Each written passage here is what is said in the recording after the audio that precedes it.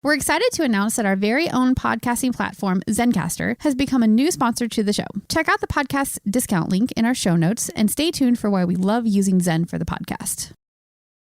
When you need mealtime inspiration, it's worth shopping Baker's, where you'll find over 30,000 mouth-watering choices that excite your inner foodie. And no matter what tasty choice you make, you'll enjoy our everyday low prices, plus extra ways to save, like digital coupons worth over $600 each week. You can also save up to $1 off per gallon at the pump with fuel points. More savings and more inspiring flavors make shopping Baker's worth it every time. Baker's, fresh for everyone. Fuel restrictions apply. You're listening to the Archaeology Podcast Network. Should I start the segment again? Yeah, I think we're all right. We're going to keep in our bullying of you for not having chili, I think.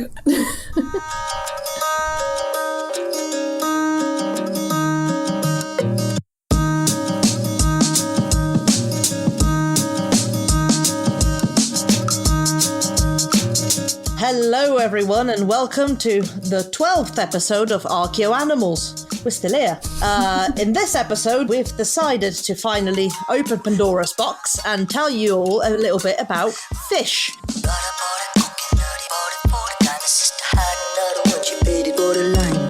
Here is, as always, Simona Falanga, and with me...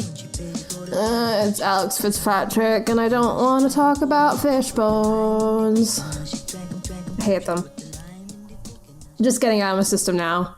Like, give me 1 minute to just say, fish bones are annoying. I don't particularly like them. I did my whole master's dissertation on them, so I have every right to be this annoyed about fish bones. I'm constantly getting fish bone splinters in my fingers when I'm working in assemblages, because of course I always seem to work on sites that are just on the coast. So yeah, hate them. They're the worst. And yeah. But I'm going to be the bigger person, and I'm going to talk about them with Simona, of course.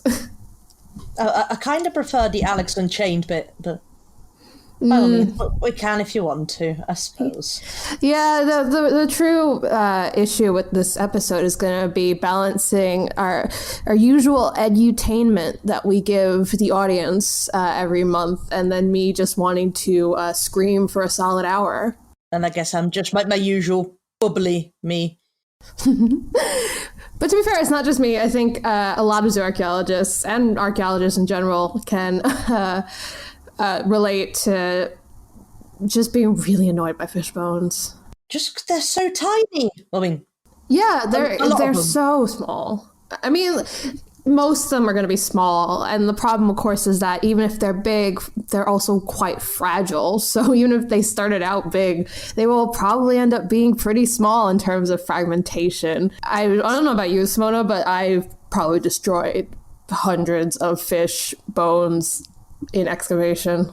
I wouldn't know, to be honest, because the one thing about fish bones, because the vast majority of them is so small, hand collection is actually quite difficult because you can't pay attention to the ground sort of at all times. It's something like that. They're so small that you won't necessarily notice when you look at the ground, if that makes sense. So that's something like fish bones is where sampling strategies and something targeted to the recovery of fish bones becomes really vital to sort of get a non-biased sample. Because like with hand collection does have its limitations in archaeological field practice, so you will have a bias towards larger fish bones. Yeah. So really that's where samples come into play, and that's when you're going to recover most of your fish and your amphibians and just generic tiny things. And it'll be so many a lot of the time. Like, of course, it depends on your site, but usually when you have fish bones, it never comes really in one or two bits. It's usually in the thousands because they're the devil. They were put here on this planet to annoy me personally, and I hate it. I mean, it's always been the fish hate thing, let's be real.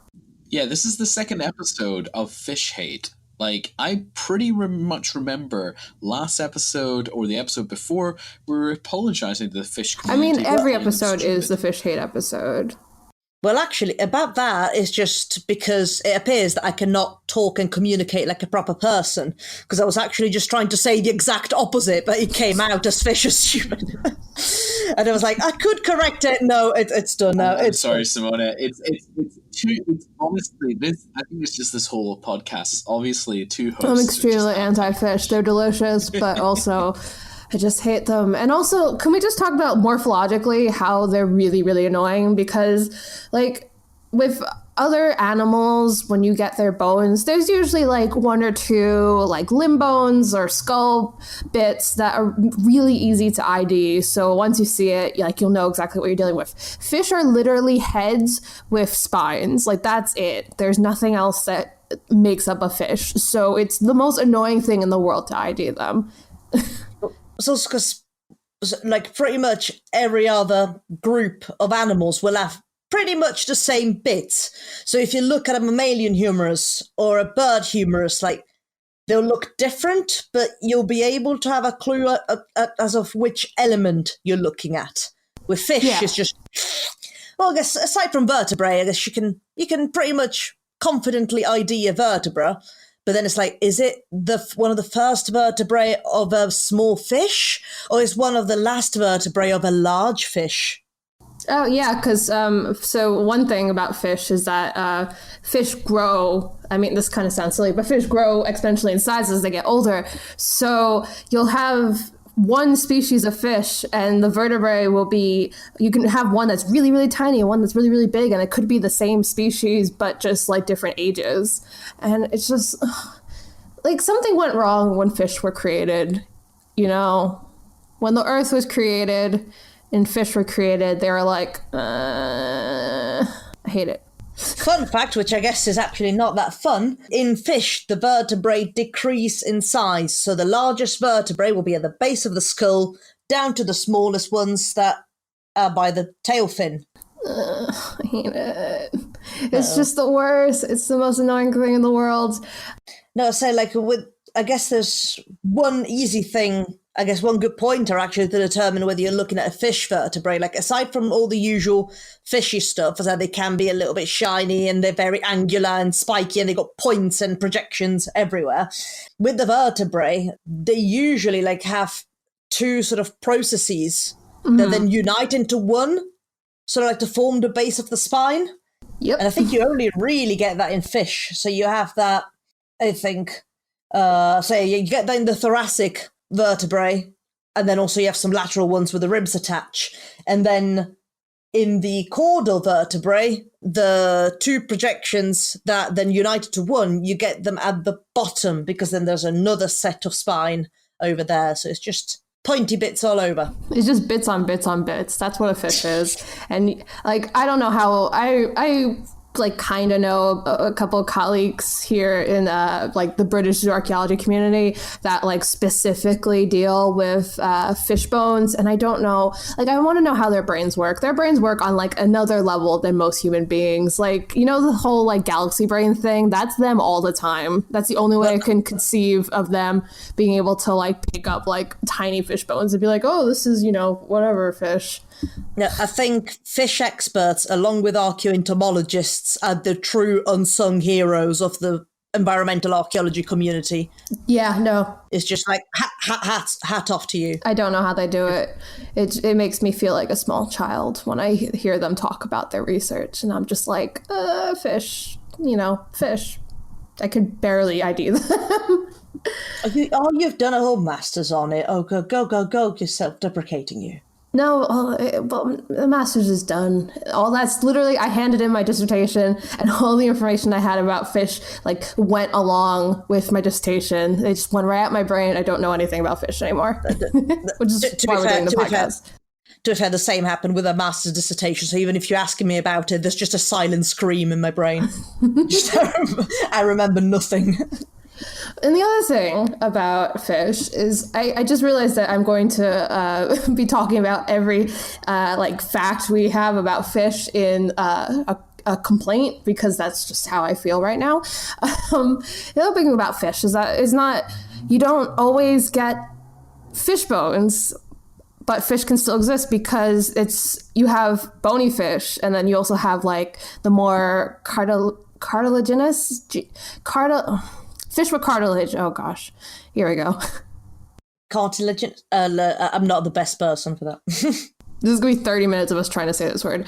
But it's fish with cartilage, like sharks, skates, rays. They aren't necessarily made out of the same kind of hard bone that we associate. Not the bony bone. Not the bony bone. No.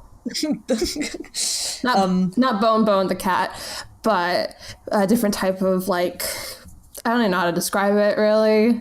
Cartilage. Cartilage. We don't have cartilage. They just have more of it than we do. Yeah. So that necessarily doesn't mean that it's going to preserve on an archaeological site as well as. I mean, you might get the teeth.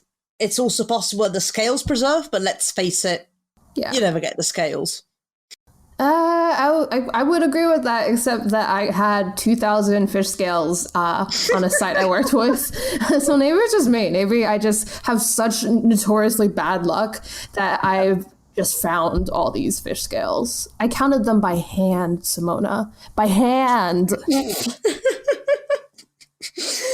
Well, so about the bony fish, because I think we'll mainly be talking about the bony fish today.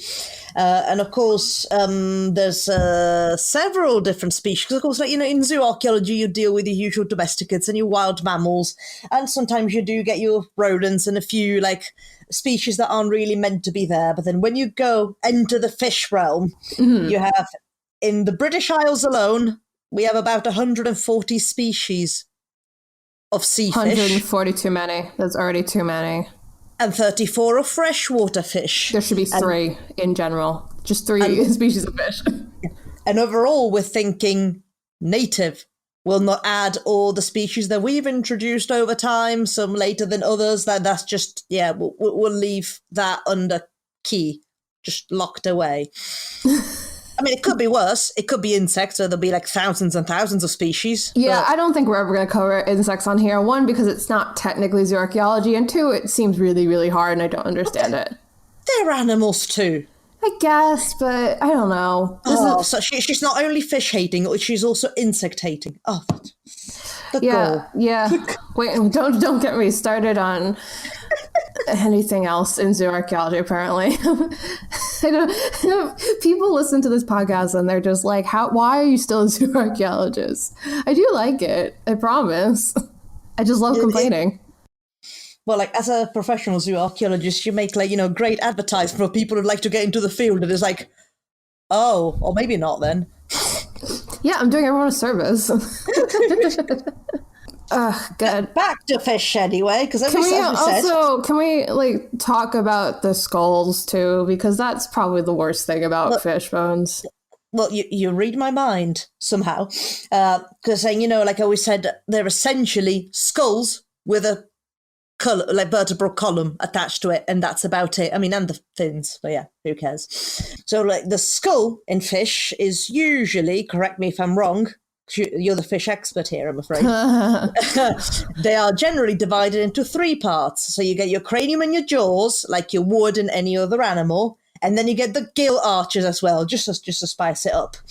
And again, to spice it up even more, I mean, if you ever had a fish dinner, you would have noticed that the skull falls apart very quickly. So you're not very likely to find the skull intact in a day after your dinner setting, let alone an archaeological setting.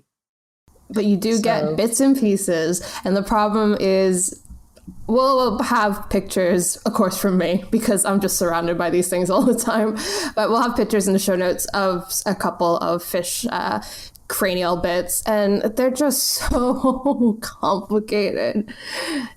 I've pulled apart so many fish at this point in my life that I still don't really know how they come together. Everything's just weirdly shaped and very fragile, and there's so many pieces.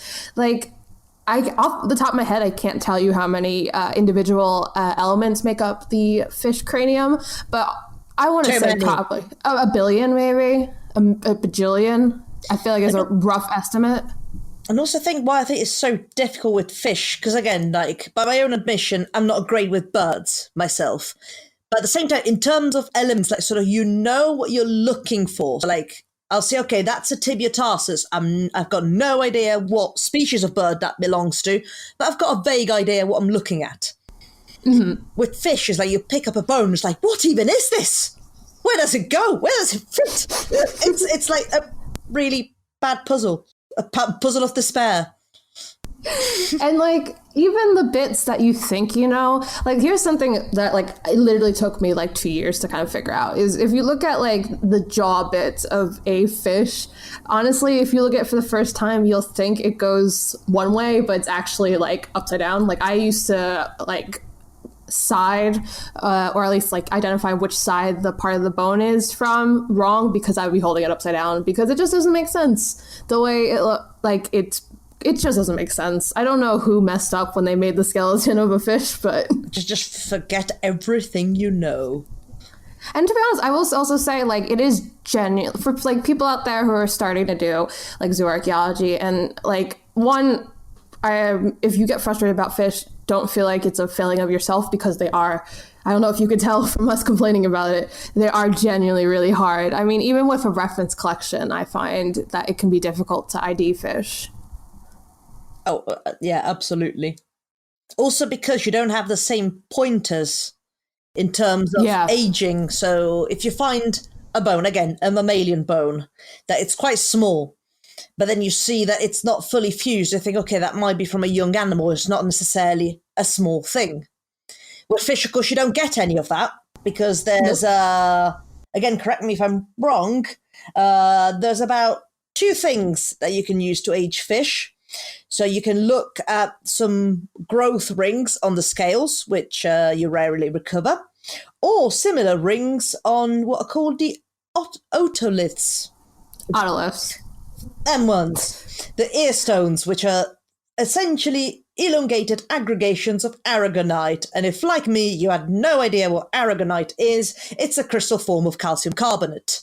Guess what? You barely recover those as well. Yeah, no. I remember once getting really excited because I found an otolith for the first time in my life, and it turned out it was just a really big fish scale. The sadness that I felt that day has not been matched in my lifetime. One day the sadness will end. Yeah, it won't, because there's still fish bones out there, so I'm just gonna have to keep dealing with that. But I will also say that you can also tell age based on the rings on the vertebrae as well, like on the body of the vertebrae. If you look at it, there's like it rings in the same way that you would have on a tree stump. You can kind of tell the age from that as well. So at least that's slightly better, but it's still not great. When it comes to different kinds of fish, how different are the skulls? No, it's just a simple question. Like, how do you know that like a smaller fish head is not just a juvenile fish, and rather than like an actually different fish, like skull wise? When we look at mammals, like we can kind of tell differences in skulls from like the way they teeth position and stuff. Are fish skulls pretty similar, or? They're pretty similar. The problem, especially with working here in Britain, is that especially in more like Iron Age type, Neolithic type settlements, you tend to get mostly gadids, which are, Atlantic cod, safe, pollock, things like that. And they all kind of look exactly alike. So at the very least, you could probably differentiate with a gadded skull because they have a kind of a unique jaw with very distinguishable teeth. Other fish will have different, because there's different types of fish teeth. I don't know if you know that. Some fish will have like pointy, long ones. Some will have like more bumpy ones. Some freaky ones will also have more like human looking teeth, and it's horrible and I hate it. Yeah, no, it's awful. Did you know fish like teeth go all the way like down their throat? Fish are like the worst creatures. Some got them on the roof of their mouths as well. That's just not necessary. I hate them. Okay, and it's with this very enthusiastic statement, we will wrap up, unfortunately not the episode, we'll just wrap up this one segment, and we will be back to tell you some more about fish. Ugh. Chris Webster here for the Archaeology Podcast Network. We strive for high-quality interviews and content so you can find information on any topic in archaeology from around the world. One way we do that is by recording interviews with our hosts and guests located in many parts of the world all at once. We do that through the use of Zencastr. That's Zencastr.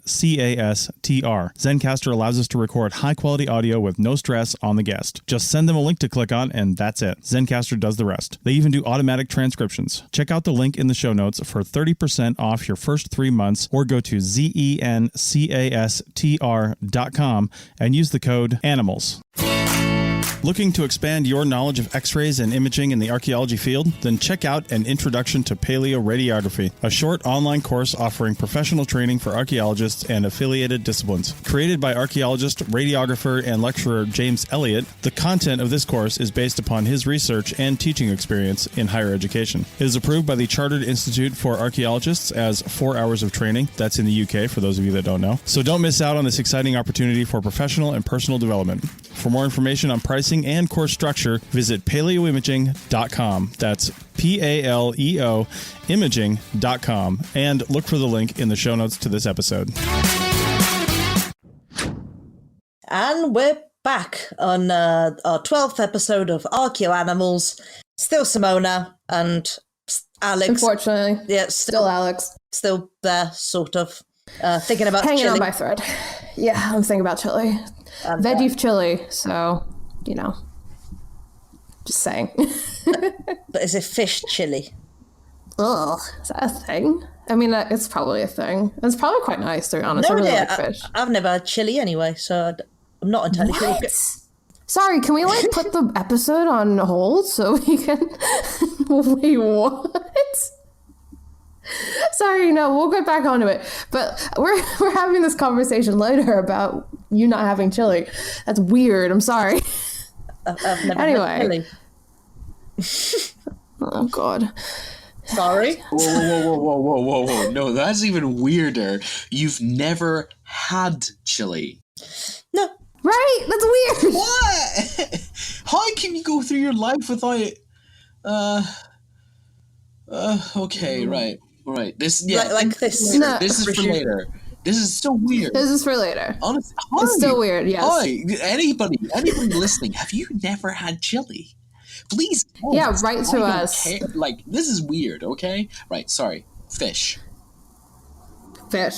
So, what can fish bones actually tell us about archaeological site and past populations? Is there a point to fish bones? Alas, yes. There are many points why studying fish remains is very important. They tell us a lot about the environment that past populations lived in. They tell us about their diet, their technology, their trade routes. You name it. All sorts. Because fish... I hate to give it to fish, but they are very important. And the great duality of man is within me, as I hate fish, but also I'm a big proponent of more archaeologists looking at fish. The thing with fish is that they lend themselves very well for paleo-environmental reconstructions. Because there's many species of fish, and a lot of them do tend to be quite niche, and they're adapted to very specific temperatures and climates. So the presence or absence of a particular species can actually tell us a lot about the environment. So one example that I stumbled across is some research that Dr. Wheeler was doing in Orkney, in Quantones, if I pronounced that correctly. Yeah. From that site, it was Neolithic. In the Neolithic layers, they recovered cork-wing wrasse, which doesn't occur in that area anymore because it actually lives in much warmer climates. So from that, he could infer that the seas were warmer in the Orkneys in the Neolithic period than they are now. Yeah, and like the good thing about fish is that a lot of the fish that we had in the past are still around in some kind of variation. So we can compare data that we have from fish and fisheries that exist right now with the fish that we have from the past. So like you said, we can see kind of what the environment was like the temperature, the seasonality. We can find out. I mean, we can also infer from the fish that we have, like what kind of predators might have been around to eat these fish, especially depending on what, the fish bones are like once we have them. We could say, oh, these are clearly being eaten by so-and-so animal. So you get that kind of like chain, again, mostly inferring, but still, it's more kind of information that we didn't have before. And also, because you can find, I guess that links us onto diet, you can find fish bones, I guess bones in general, that show signs of having been digested. Yep. It's very strange. I've seen this a few times now, and basically there are some fish that are small enough that the way you would eat it is you would basically just kind of cook it over fire and then eat it whole. So you would get these, like, the vertebra digested. They would become more compressed and like slightly eroded from being digested. And this isn't just humans. Some like seals and stuff will eat fish this way as well. And so I've spent many hours using an electron microscope to see if fish bones had been digested and pooed out. Fun. It's a charming job, isn't it? I got a master's degree doing that, so, there's worse things you could do, I guess. Absolutely. So yeah, and of course, they tell us about the diets of past populations. Of course, it's something that we don't just get from the presence of absence of fish bones. You can also look at stable isotope levels in the human remains themselves and see whether they had a more plant-based or animal-based diet. If they had an animal-based diet, whether it was marine, like terrestrial mammal, or marine sort of animals, because if it's marine animals, like the isotope levels just skyrocket through the roof. Mm-hmm. Yeah, there's nitrogen, right? Yeah, the nitrogen levels. That's right. Yeah, because it's carbon for plant-based and nitrogen for...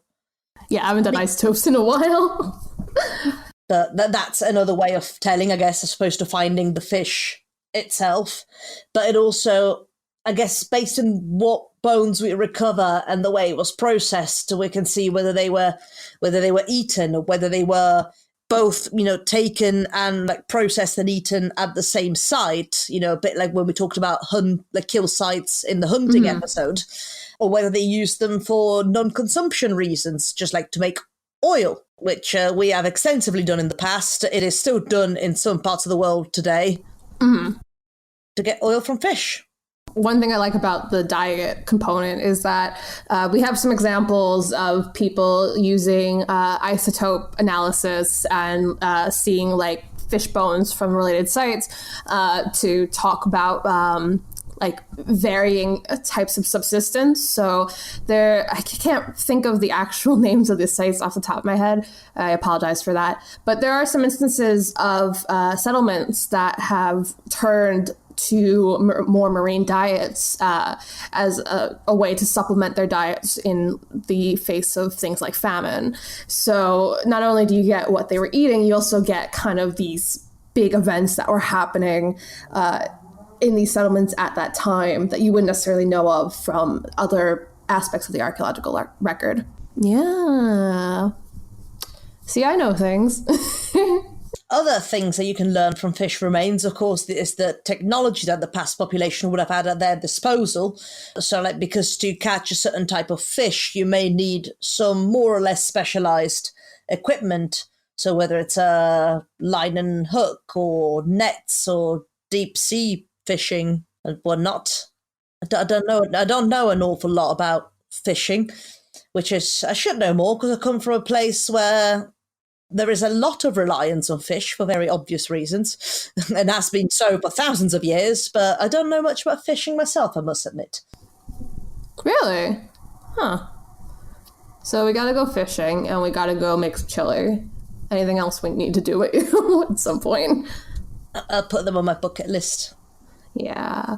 So basically, it's not just, like you said, kind of the fishing equipment, like line and hook and nets, which have developed over time as well.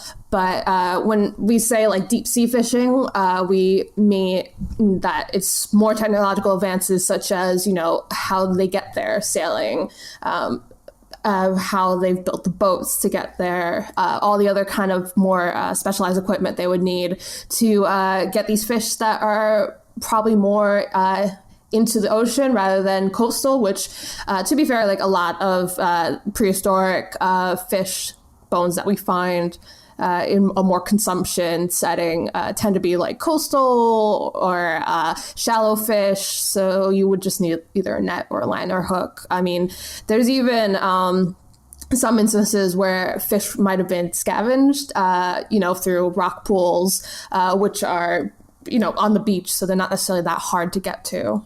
Well, it's also that doesn't necessarily imply a lack of technology in itself. It's just, if it's easier and it is right there, then why not? Exactly, yeah. It like getting mussels and stuff, if you can get that pretty easy. Like, why would you make more work for yourself? Yeah, exactly. I love mussels.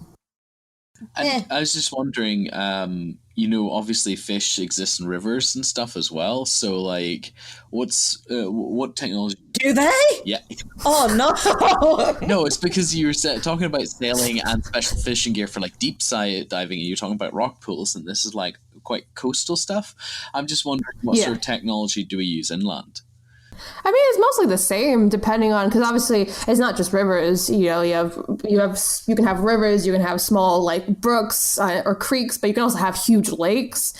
Freshwater fish is kind of the same thing in that, for the more shallow stuff, line and hook, especially in rivers. I think it's mostly things like nets, which depending on how wide the river is, you can, obviously set up a thing there. And then if you have something like as big as a lake or even like a pretty big pond, you'd still have the kind of similar technologies you'd have for deep sea fishing. Specifically, you'd need like some kind of apparatus to take you to like the middle of that body of water, like a boat or some kind of thing like that.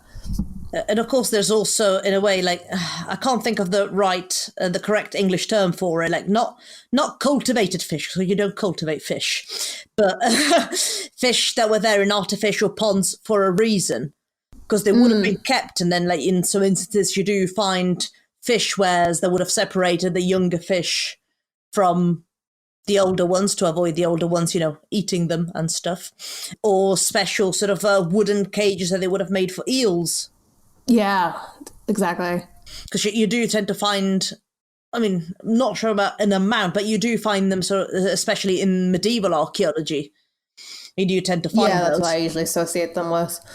I just sort of like, and I think it's in the medieval period as well, that you do also start to see a shift in the fish that you find in archaeological sites, because as the market and technologies have changed, then sort of people, like the species that you find, have changed with it.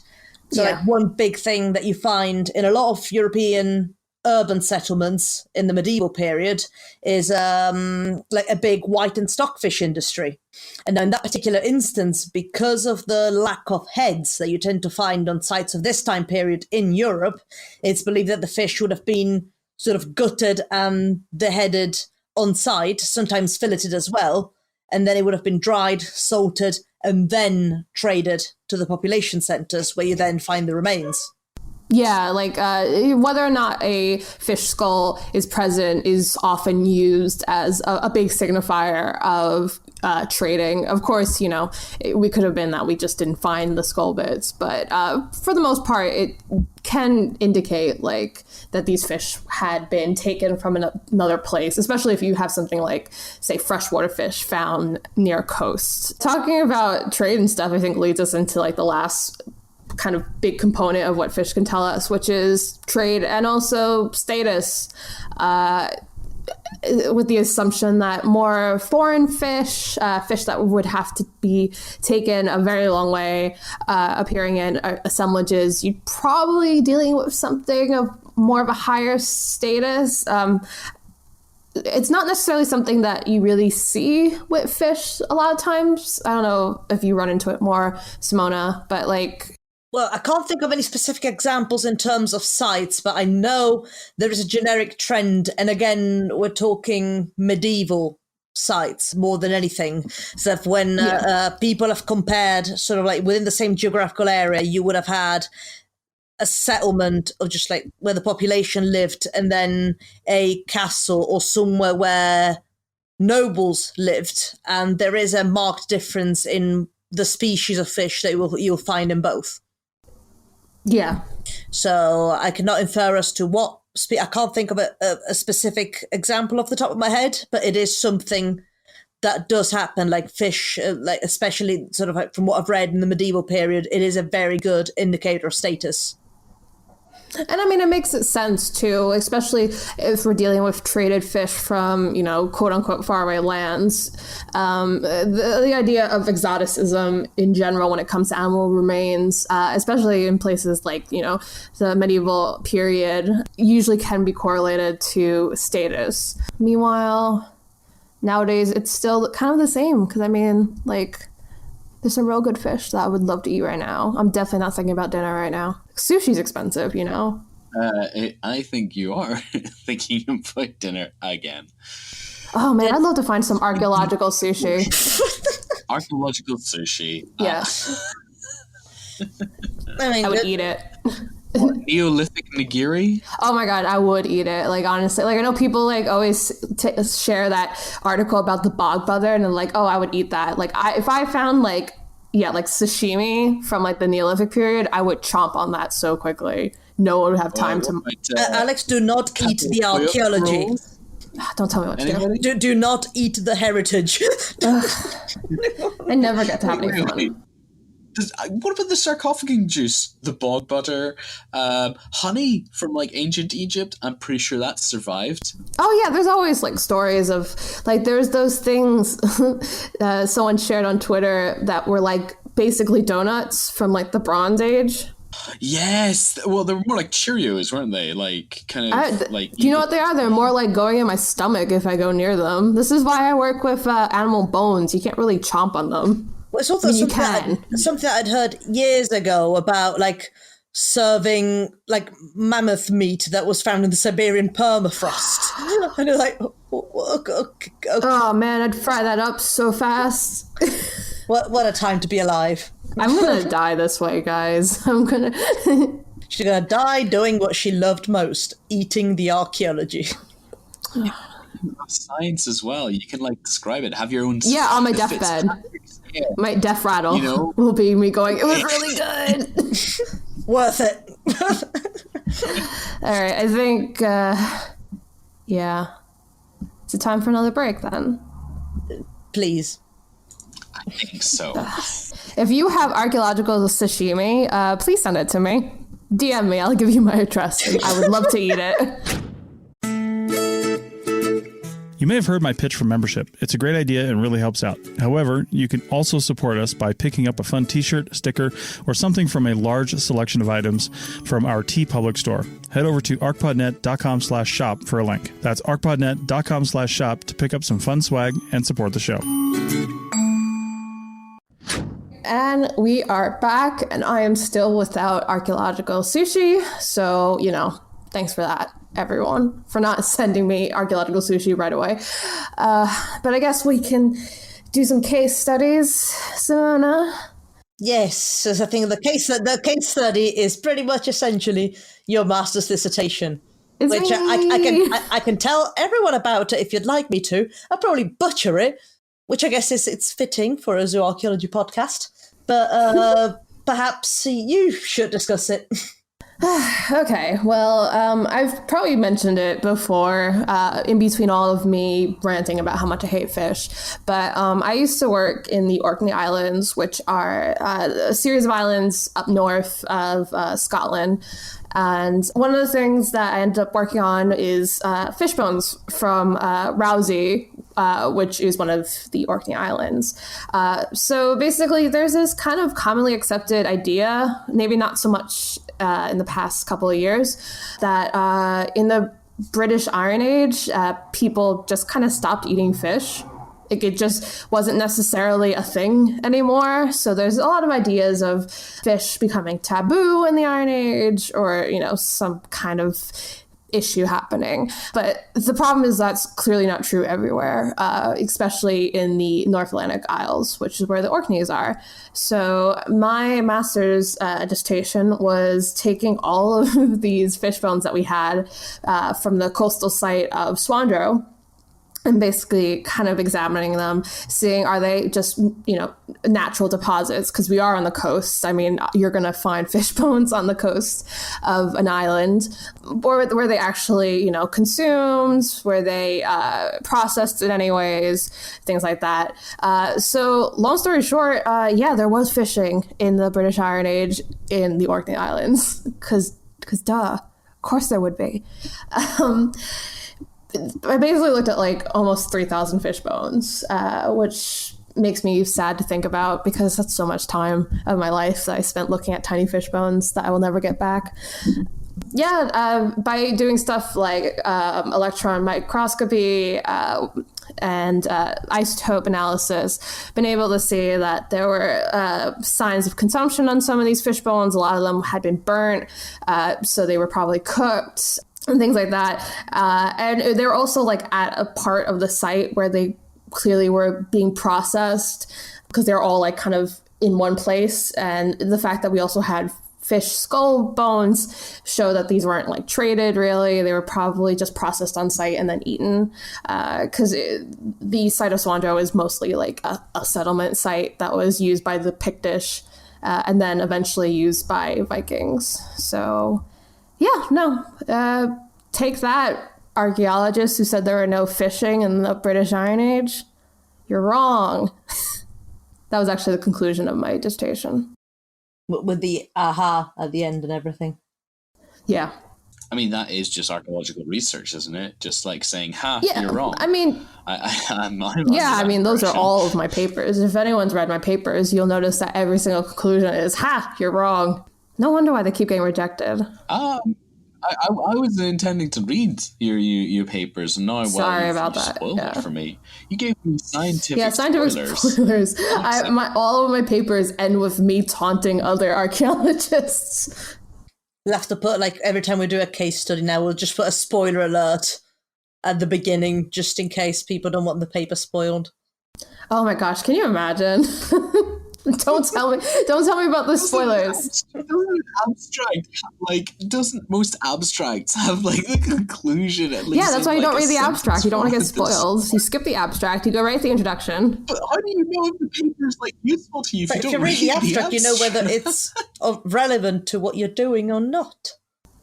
Yeah, and there's also, of course, I'm not going to say it was me, but there are certainly lots of people who during their undergraduate and graduate days would only read the abstract and absolutely nothing else from the paper. Oh. Definitely not me. Definitely wasn't me. Nope. I've never read an abstract in my life. But yeah, anyway, I mean, my master's dissertation is very cut and dry type of fish analysis, and which I guess is kind of like a pun, cut and dry fish. I don't know. But, it's yummy. Speaking of yummy, our next case study, probably a bit more delicious than my master's dissertation. Fish sauce, anyone? Fish sauce. So we'll have a link, of course, to the original story in our show notes, but this was actually pretty recent that they found all of these fish sauce, or jars and jars of fish sauce that might help confirm the date that Pompeii was destroyed. Yeah, and not just that, as if that in itself wasn't, a great discovery, but could also get information about the fish's age and sort of the seasonality with which they were fished, because of course, fishing is also affected by the seasons. And I've forgotten how to speak again, because fish sauce. Yeah, I mean, how much do you know about garum? Is that how you say it? It's a fermented fish sauce that I've definitely run across it in reading when I was doing like Roman archaeology. Yeah, no, it's pretty much just garum. It's exactly the same, just with a rolled R. But then again, that's presuming that that's how the Romans would have pronounced it. And frankly, we don't know. Well, we probably don't know. I don't know how to roll my R's. I just want to put that out there into the universe. Mm-hmm. I'm not going to do anyone made from anchovies, pickerels, or a mixture of the two. Okay, so it's a fish sauce that is. It's not a sauce that goes with fish. It's a sauce that has fish in it. Yeah. Duh and hello if they found fish remains and they dated. Hello me. No, it's not something I've really encountered, and because normally, so back home to us, fish sauce is essentially just olive oil, lemon juice, salt, and a bit of parsley. And garlic. Everyone here hates it. 100% of people in this country that I've cooked this for and I've tried it found it vile.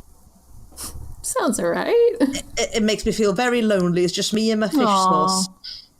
Well, maybe you should learn how to make this fermented fish sauce, because apparently it's just a bunch of fermented fish that was commonly eaten in the Roman period. And like you said, because there's bits of fish within this sauce, we could basically take, the age, the seasonality from which they were probably caught based on the age, to help with dating the actual day that Pompeii was destroyed. Because I think we have an idea of a date, but we don't necessarily have a hard confirmation about it. But what I like about this case study is that it's another example of just kind of last minute analysis on fish bones. Apparently these kind of things, we just had them, but no one bothered to look at them because archaeologists are just adverse to fish bones in general.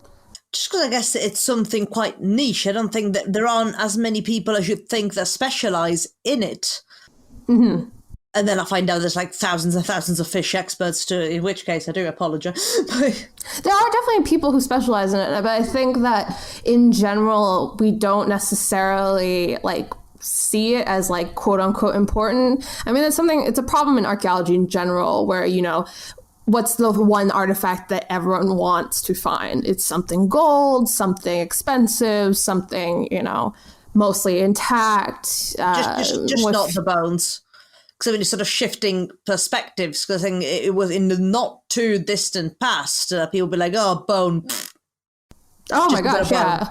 I mean, the site that I'm working on now, we're missing a lot of bones because they basically dug it up in the 1930s and then went, we don't need this, and just tossed them. So, yeah, I feel like it's just an attitude issue. And I think, at least within the last decade or so, we're finally getting more people interested into the really, really niche. I mean, you have people who are looking at pollen, which is, again, just completely out of my expertise at all whatsoever. I'll never understand it. But, it's important and cool and helps us learn more about the past. But 10 years ago, no one would be looking at that. And I find it is actually among one of the more important materials because it tells you about the actual people that live there. Stuff like archaeobotany or environmental archaeology, zoo archaeology, they reconstruct the environment and the people that lived there. Yeah. I mean, the very pretty brooch, okay, it's a beautiful brooch, but there's only so much that tells you. Yeah, especially because a lot of the stuff ends up being a status thing. So you're also not looking at, the average person. Rather, you're probably going to be looking at the wealthiest person. So, I mean, yeah, that's the thing. As much as I will complain about fish bones and rant about them and say how much I dislike them, I am still a huge proponent of the fact that I think we as archaeologists, or at least as a discipline, need to be training more people and also putting more effort and time and money towards doing more fish analysis because it's super important and it can tell you so much about a site. Absolutely. No, I agree. And with that in mind, did you like this last case study that I posted? It's one of the worst things I've ever seen in my life. Would you like to take it away? So last year, apparently, the October-y part of last year, they found the first ever recovered lamprey teeth in the archaeological record of London. And lamprey are these horrible fish that, to me, they always look like leeches. Like, I used to mix them up with leeches whenever I saw a picture of them when I was younger. We'll obviously have a link to the story in our show notes, so you can see a horrible picture of these awful fish for yourself. But we've had textual evidence of lamprey consumption, which is disgusting. Again, like in the medieval period, and this was the first time we'd actually had physical evidence of lamprey in London. So yeah, that's disgusting, and I hate it. But I mean, I think that what this story is, other than disgusting, and I hate their teeth, and they're horrible, and fish teeth are terrible. I also think this is a really good indication of like just how hard it can be to identify and find fish bones. Because again, it's London. London's been dug up and like dug and like changed for how many times over the past hundreds of years. And they've only found lamprey teeth this one time. As I said, anyone who knows fish bones, like the unsung heroes of archaeology. Truly, yeah. And like, I would love to know who's the one person who finally found them and was like, hey, this is actually something probably interesting. Because I think a lot of archaeologists would probably just toss fish bones over their shoulder if they could.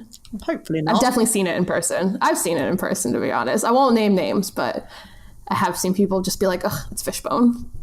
Oh. It was me. No, I'm just kidding. It wasn't me. I'm good. I always collect the fish bones.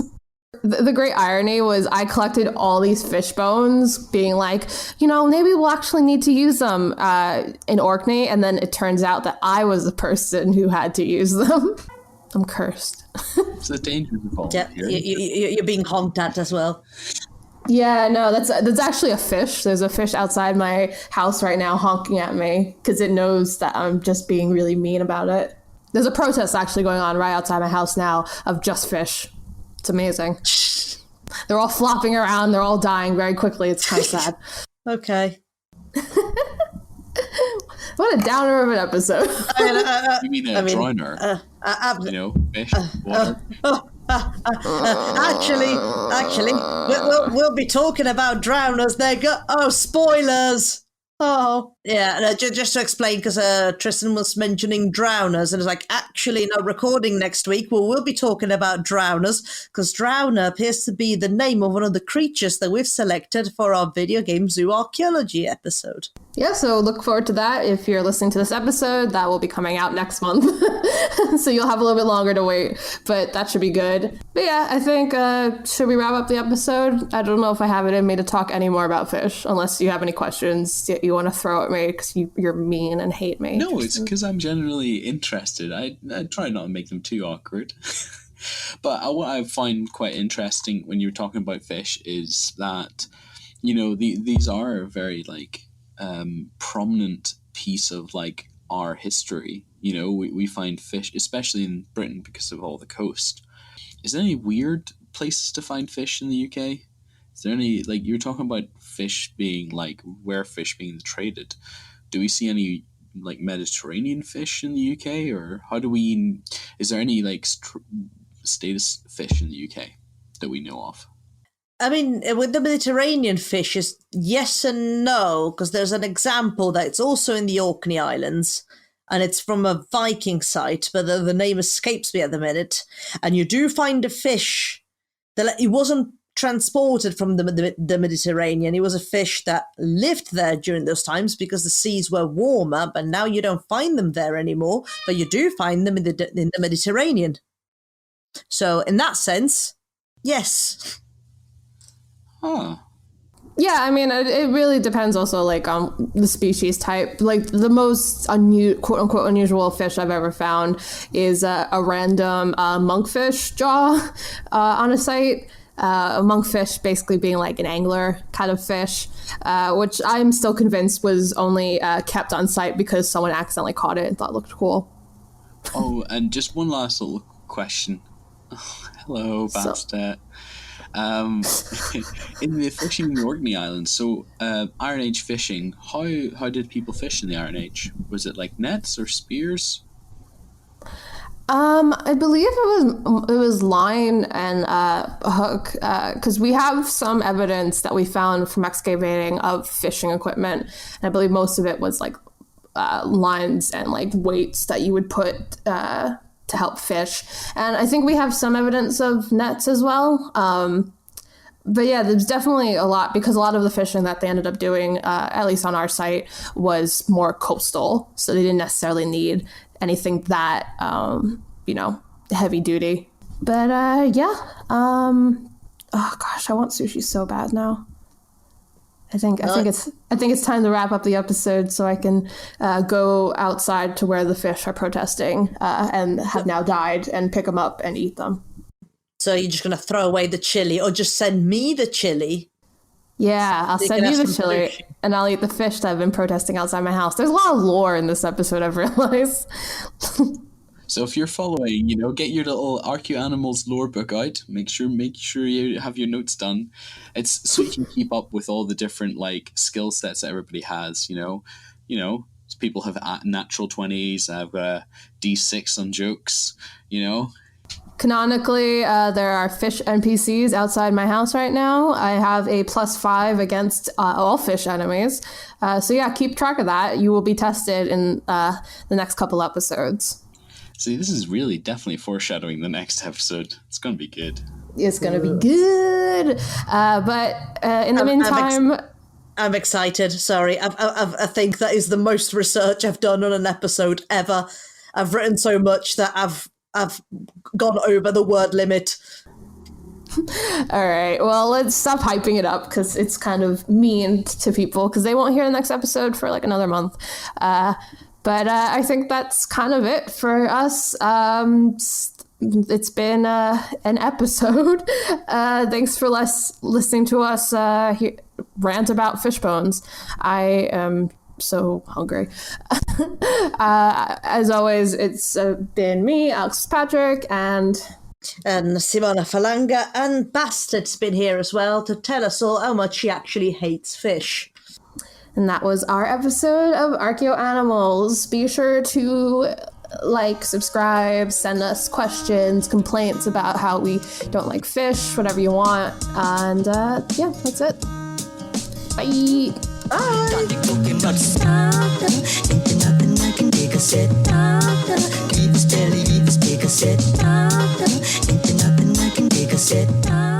Thank you for listening to Archaeoanimals. Please subscribe and rate the podcast wherever you get your podcast from. You can find us on Twitter at Archaeoanimals. Also, the views expressed on the podcast are those of ourselves, the hosts and guests, and do not necessarily represent those of our institution, employers, and the Archaeology Podcast Network. Thanks for listening.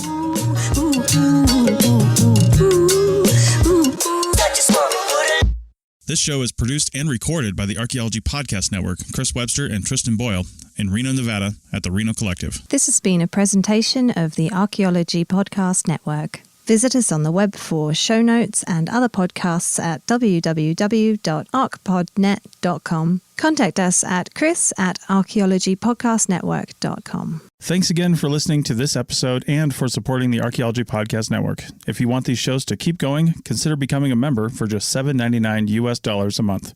That's cheaper than a venti quad eggnog latte. Go to archpodnet.com/members for more info.